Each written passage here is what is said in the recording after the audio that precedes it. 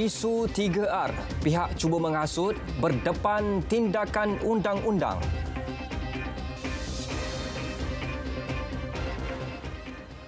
Assalamualaikum, salam Malaysia Madani. Kerajaan tidak akan bertolak ansur terhadap mana-mana pihak sekiranya menyentuh sentimen isu raja, agama dan kaum atau 3R.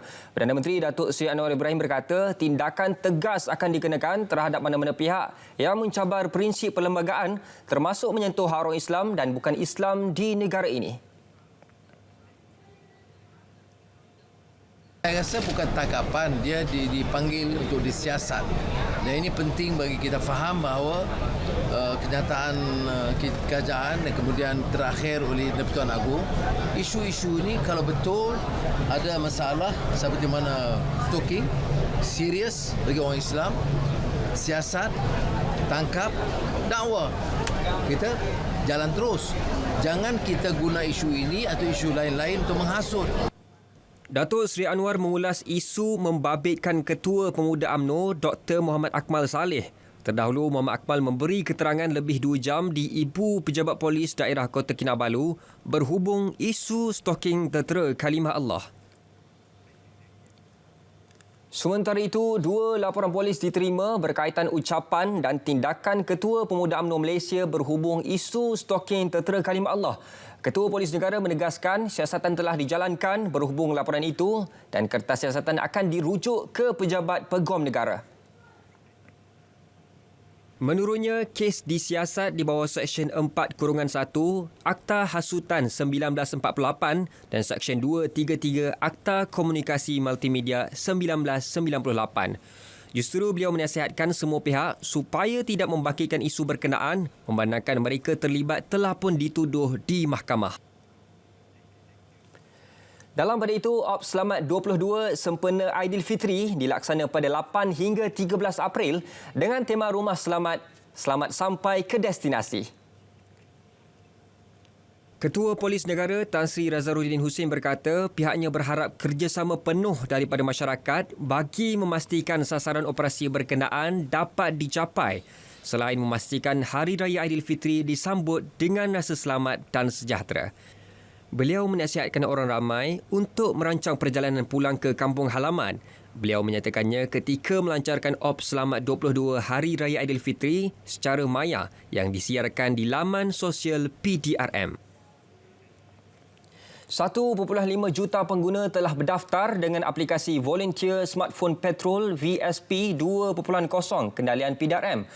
Pengaplikasiannya membolehkan maklumat berkaitan kes jenayah dapat disalur hanya dengan sekali klik.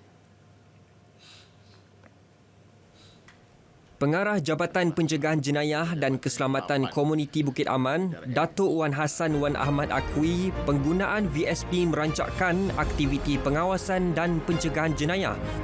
Pengguna juga boleh mengisi borang maklum balas balik kampung menerusi aplikasi sebelum bercuti.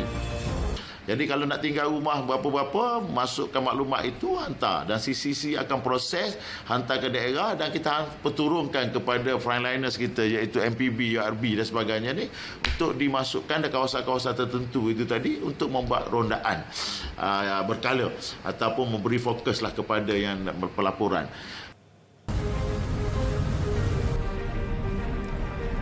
Dua anggota polis yang bertugas di bangunan Sultan Iskandar BSI Johor Bahru ditangkap pada pukul 1.50 petang tadi dipercayai terlibat dengan kes memeras ukut seorang lelaki dengan nilai RM2,000 di BSI 2 April lalu. Ketua Polis Johor M. Kumar berkata pihaknya mengesahkan menerima laporan daripada mangsa berusia 29 tahun pada 12.23 tengah malam hari ini kerana diperas ukut. Hasil siasatan mendapati kejadian berlaku semasa mangsa melalui BSI untuk pemeriksaan imigresen sebelum ditahan kedua-dua suspek kerana mempunyai rekod kesalahan jenayah lampau. Mereka memeras ugut mangsa bagi mengelakkan daripada ditangkap dan ditahan di lokap. Kedua-dua suspek berusia 32 dan 30 tahun negatif dadah. Raiman mengikut Seksyen 117 Kanun Tata Cara Jenayah akan dipohon di Mahkamah Johor Bahru esok. Kes disiasat mengikut Seksyen 385 Kanun Kesiksaan. Pengguna jalan raya di laluan lingkaran tengah utama LTU yang melalui negeri ini tidak boleh sewenang-wenangnya berhenti di tepi jalan, termasuk untuk berehat dan berbuka puasa. Ketua Polis Pahang Datuk Yahya Osman berkata kenderaan yang melalui laluan berkenaan hanya dibolehkan berhenti di tepi jalan sekiranya berada dalam keadaan kecemasan. Walaupun di jalan raya belum ada ditempatkan ada R&R, bila boleh berhenti itu rasa saya dalam keadaan kecemasan lah. Tetapi pastikan keselamatan kenderaan mereka. Nanti takut dia parking tempat yang tak semestinya dan ini akan melibatkan perkara-perkara yang tidak digini. Itu yang pentinglah. Sebab saya dimaklumkan ramai orang membuang sampah. Beliau berkata demikian pada Majlis Pelancaran Ops Balik Kampung di LTU Raub Bypass Pahang. Sebanyak 19 lokasi hotspot akan dipantau sepanjang ops selamat yang dilaksana di Negeri Sembilan sempena Hari Raya Aidilfitri bermula 8 sehingga 13 April ini. Ketua Polis Negeri Sembilan Datuk Ahmad Zafir Muhammad Yusof berkata pihaknya memberi tumpuan lokasi yang sering berlakunya kemalangan serta kesesakan lalu lintas.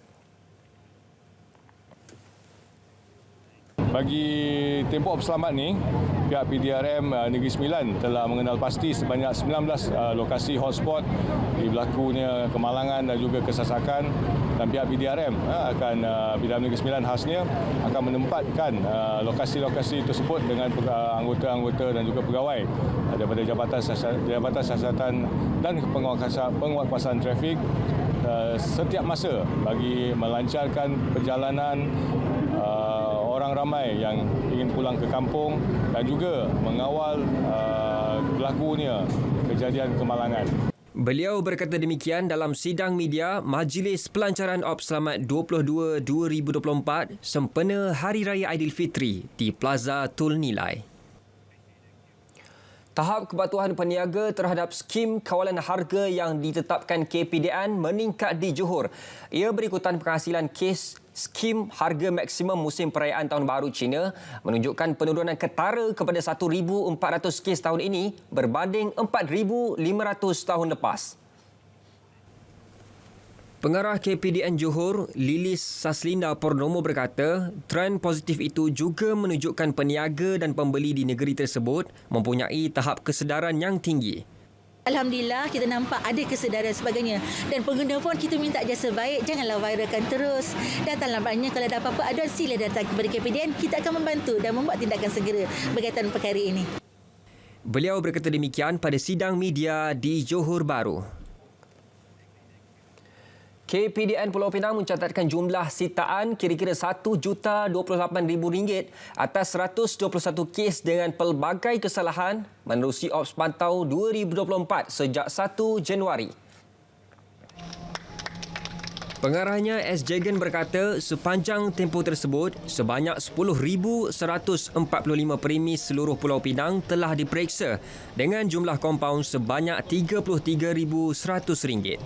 Bermula 1 Januari hingga kini, KPDN Pulau Pinang telah membuat pemeriksaan sebanyak 10,145 permis di seluruh Pulau Pinang dan telah mengambil tindakan sebanyak 121 pelbagai kesalahan dengan jumlah sitaan bernilai RM1,028,227 dan jumlah kompan RM33,100. Pihaknya menerima sebanyak 661 aduan daripada pengguna melibatkan 269 aduan harga barangan dan perkhidmatan, 60 aduan bekalan barangan kawalan, manakala selebihnya berhubung aduan lain-lain. Susulan cuti panjang sempena sambutan Hari Raya Aidilfitri telah bermula, aliran trafik menghala ke pantai timur semakin bertambah. Untuk perkembangannya, langsung bersama Sazwani Samsu di Plaza Tol Gombak. Silakan Sazwani. Ya Anas, keadaan trafik pada ketika ini cukup sesak dan padat jika dibandingkan pada sekitar 8 ataupun 7 petang tadi. Dan jika saya dapat gambarkan kepada anda sekarang ini, aliran trafik menghala ke pantai timur sebelum Plaza Tol Gombak ini dilaporkan sesak kira-kira 10 km. Dan saya ini didorong oleh ramai yang memanfaatkan waktu ini untuk pulang ke kampung halaman bagi memanfaatkan cuti panjang sempena Aidilfitri. Dan kesesakan ini dilaporkan berterusan sehinggalah ke Plaza Tol Bentong di mana berlakunya pengagihan trafik untuk ke Pahang. Dan secara terperincinya beberapa lokasi dilaporkan sesak. Ini khususnya di laluan menghala ke Genting Sempah di mana didorong oleh laluan mendaki selain penambahan jumlah kenderaan pada ketika ini. Selain itu, turut dilaporkan sesak adalah laluan Bukit Tinggi menghala Kelentang, dilaporkan sesak kira-kira 5.2 km. Dan untuk makluman, Anir Berhad menganggarkan sebanyak 180,000 kenderaan sehari akan menggunakan laluan LPT1 ini, iaitu peningkatan kira-kira 10 hingga 20% berbanding hari kebiasaannya. Justru kepada anda yang bakal memulakan pemanduan, pastikan kenderaan anda diselenggara dan paling penting pastikan jumlah FID dan Touch and Go anda adalah mencukupi sebelum memulakan perjalanan, kerana berdasar pemerhatian kami di sini juga tindakan untuk menukar lorong pada saat-saat akhir agak membahayakan pengguna lebuh raya lain sekaligus mengeruhkan lagi keadaan trafik di Plaza Tol ini. Justru pastikan anda memastikan Touch and Go dan RFID anda mencukupi. Dan saya kira demikian perkembangan daripada Plaza Tol Gombak untuk perkembangan aliran trafik pada malam ini. Kembali bersama Anas untuk perkembangan selanjutnya.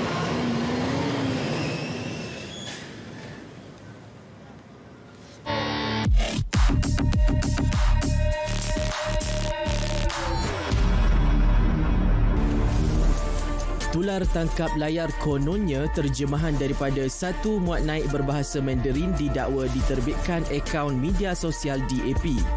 Bagi meyakinkan sang audien, paparan fungsi terjemahan Google turut dipapar. Terjemahan antara lain mendakwa DAP mahu menyerang kaum dan agama tertentu di negara ini.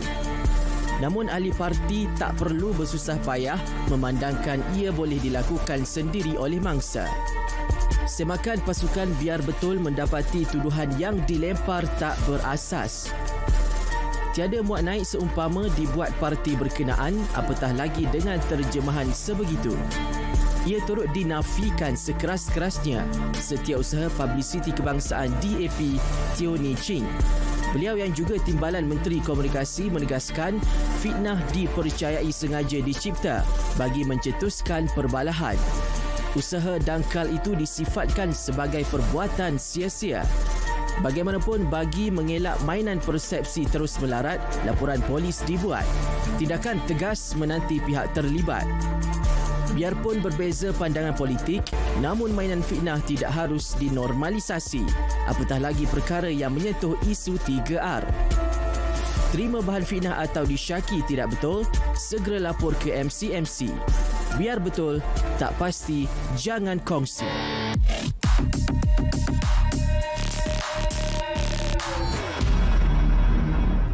Seramai 194 kaki tangan dan pekerja pengurusan fasiliti Istana Negara dan Istana Melawati menerima sumbangan beras kurniaan yang di-Pertuan Agong Sultan Ibrahim. Sumbangan itu disampaikan dalam majlis penyerahan di Dewan Mulia Istana Negara. Kurniaan disampaikan Datuk Pengelola Bijaya Diraja Istana Negara, Datuk Zailani Hashim. Turut hadir Pegawai Agama Istana Negara, Datuk Munir Mat Saleh dan Ketua Pegawai Pentadbir Istana Negara, Irfan Idrus. Sepanjang Ramadan tahun ini, Seri Paduka Baginda turut berkenan mengurniakan sumbangan peribadi 25,000 kampit beras 10 kg kepada asnaf sekitar Kuala Lumpur. Perdana Menteri Datuk Seri Anwar Ibrahim mengumumkan untuk menaikkan gaji penjawat awam sebelum akhir tahun ini. Ke arah itu, kerajaan komited akan terus mencari jalan bagi merealisasikan hasrat tersebut. Beliau turut memberi bayangan akan mengumumkan berita baik itu selewat-lewatnya pada pembentangan belanjawan 2025. Maka saya kata macam mana pun kita kena cari jalan naikkan gaji penjawat awam sebelum akhir tahun ini. Jadi insya-Allah berita baik ini akan kita umumkan dalam beberapa bulan akan datang, selewat-lewatnya bulan belanjawan negara tahun ini. Jadi masa belanjawan terdengar daripada mula sampai habis. Sebab saya tak beritahu bila saya nak umum. Beliau berucap pada Majlis Berbuka Puasa Madani Peringkat Negeri di Pusat Islam Universiti Teknologi Mara UiTM Permatang Pauh. Bagi memastikan keselamatan dan kebajikan pekerja industri kreatif lebih terjamin, kerajaan akan meminda Akta Perbadanan Kemajuan Filem Nasional Malaysia FINAS 1981. Menteri Komunikasi Fahmi Fadil berkata pindahan itu melibatkan beberapa standard kontrak. Beliau berkata pindaan juga akan melibatkan akta kanak-kanak yang mana semua pelakon kanak-kanak perlu mendapatkan permit sebelum bekerja. Saya telah minta Datuk Kamil Pengerusi dan juga Datuk Azmi CEO FINAS untuk meneliti. Sementara kita melalui proses itu, dia akan makan masa mungkin lagi setengah tahun ataupun setahun. Tapi kontrak-kontrak yang sedia ada, kita perlu tambah baik untuk pastikan aspek keselamatan sosial bagi para pekerja industri kreatif ini tidak diketepikan. Tular tangkap layar kononnya terjemahan daripada satu muat naik berbahasa Mandarin didakwa diterbitkan akaun media sosial DAP. Timbalan Menteri Komunikasi Tioni Ching memaklumkan artikel tersebut tidak wujud dan direka pihak tidak bertanggungjawab. Sebenarnya pegawai saya pun sekarang sudah jadi mangsa kerana ada orang yang kononnya mereka buat call dan cakap bahawa mereka adalah pegawai daripada penjabat saya. Memang artikel tersebut tidak pernah wujud di laman web DAP Malaysia, tetapi ada orang sengajanya nak wujudkan artikel tersebut dan selepas dalam bahasa Mandarin dan selepas tu kononnya guna Google Translate untuk translate ke dalam bahasa. Laporan polis telah dibuat bagi mengelakkan penularan berita palsu itu berleluasa dan tindakan tegas akan diambil kepada pihak terlibat. Beliau berkata demikian selepas mengagihkan juadah berbuka puasa di Wisma Berita Angkasa Puri, Kota Media. Kementerian Dalam Negeri KDN memperuntukkan 10 juta ringgit bagi pembinaan 3 Baitul Mahabbah di Kelantan, Johor dan Kedah. Menteri Dalam Negeri Datuk Seri Saifuddin Nasution Ismail berkata inisiatif itu bakal memanfaatkan 1,396 tahanan kanak-kanak yang kini berada di 20 depo imigresen di seluruh negara setakat 31 Mac tahun ini. Baitul Mahabbah ini suasananya jauh lebih kondusif dengan penjagaan yang lebih baik. Mereka juga berpeluang untuk mengikuti kelas-kelas mengenal huruf yang dikendalikan sendiri oleh pegawai Jabatan Imigresen. Keselamatan dijaga oleh rela. Jadi 3 Baitul Mahabbah sekarang. Yang pertama saya luncurkan adalah di Nilai. Itu pada tahun lepas. Berikutnya kita ada satu di Papar, Sabah dan satu lagi di Miri.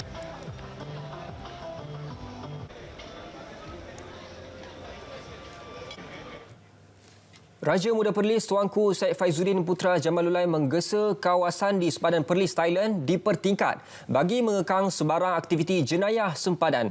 Baginda menyarankan penggunaan teknologi kecerdasan buatan AI, drone dan kamera litar tertutup CCTV yang lebih canggih di lokasi strategik. Langkah itu sebagaimana dilaksanakan negara maju dalam usaha memperkasa penugasan mengawal sempadan negara agar tidak mudah dibolosi. Ditah baginda, anggota keselamatan di sempadan juga harus sentiasa peka dan waspada, terutamanya dalam memastikan kedaulatan negara sentiasa terjamin. Insiden jenayah sempadan antaranya eksploitasi barang dan manusia yang boleh mendatangkan ancaman kepada keselamatan negara dan kesejahteraan rakyat seharusnya tidak berlaku. Tuanku Syed Faizuddin bertitah pada majlis penyampaian sumbangan kuih raya kepada pegawai dan anggota keselamatan yang bertugas pada Hari Raya Aidilfitri di sepadan Malaysia, Thailand bertempat di stesen kawalan sepadan SKS Wang Kelian Perlis. Turut mengiringi baginda Raja Puan Muda Perlis Tuanku Dr. Hajah Lailatul Syahrin Akashah Khalil. Sempena sambutan Hari Raya Aidilfitri, operasi khas pembersihan sampah malam raya dan Hari Raya pertama akan dilaksanakan Perbadanan Pengurusan Sisa Pepejal dan Pembersihan Awam SW Corp dan syarikat Idaman Sendirian Berhad. Operasi pembersihan sampah bermula 12.30 malam hingga 7 pagi dan 1 tengah hari hingga 6 petang. Menurut Eksu Perumahan dan Kerajaan Tempatan Negeri Asrul Imran Abdul Jalil, operasi khas ini melibatkan 34 jentera pembersihan oleh syarikat konsensi Idaman. Idaman turut membekalkan 30 unit tong tambahan iaitu 25 unit tong pusat serta 5 unit roro. SW Corp memfokuskan 22 kawasan tumpuan kutipan tong pusat di jalan utama, jalan protokol dan masjid. Kita harap bahawa setiap keluarga, setiap kita semua memastikan bahawa juadah yang kita akan sediakan itu mengikut kapasiti ataupun kuantiti yang ada di rumah kita dan juga kunjungan untuk yang mai ke rumah kita supaya tidak berlaku pembaziran dan juga berlebihan yang akan menyebabkan bertambahan sisa-sisa di tempat pembuangan sampah. Beliau ditemui media pada pelancaran operasi khas sempena Aidilfitri di perkarangan Bazar MPK Jejawi. Semarak sambutan Aidilfitri, Perlis FM menganjurkan program Destinasi Raya menyambut kepulangan perantau ke Perlis. Program berlangsung di sepadan Kedah Perlis di Jelempuk Arau, salah satu laluan utama menghubungkan kedua-dua negeri. Menurut Pengarah Penyiaran Perlis Fatil Hidayat Ghazali, program dilaksanakan saban tahun menjelang Syawal dengan pelbagai sumbangan kepada perantau sebagai tanda ingatan. Salah satu daripada 15 program yang diatur oleh Perlis FM untuk sambutan Ramadan kali ini dan menjelang Hari Raya juga mencapai objektifnya dan buat kali pertama kita dapat lihat gabungan tenaga sepenuhnya daripada seluruh warga Perlis FM turun ke sini untuk menyantuni anak-anak Perlis bersama-sama dengan rakan-rakan strategik kami yang kita lihat dapat membawa jenama Perlis FM. Program mendapat kerjasama rakan strategik seperti Polis Diraja Malaysia, Jawatankuasa Masjid Al-Barakah Kampung Jelempuk, Hospital Pakar KPJ Perlis, Yayasan CNI, Petron dan Asputra Ikan Bakar. Terima kasihlah kepada RTM kerana sudi juga menjemput KPJ Perlis lah untuk melibatkan KPJ Perlis dalam sumbangan sempena menyambut Hari Raya pada tahun ini. So pada kali ini kami juga menyumbangkan kuih raya lah kepada perantauan-perantauan yang luar yang balik ke negeri Perlis. Dengan sumbangan-sumbangan yang diberi walaupun sedikit tetapi sangat besar maknanya. Jadi saya bagi pihak Yayasan CNI merasai satu pengorbanan, satu pemberian yang boleh kami beri melalui saluran RTM, yang mana RTM adakan apa aktiviti kami akan memberi komitmen lah. Terima kasih kepada RTM kerana mengajak Petron untuk bersama-sama menyumbangkan 300 bubur lambuk kepada pengguna jalan raya dan kami amat berharap agar pengguna jalan raya sentiasa berhemah di jalan raya. Sebanyak 300 beg sumbangan berupa kuih raya dan pelbagai cenderahati diagih kepada perantau yang pulang ke Perlis.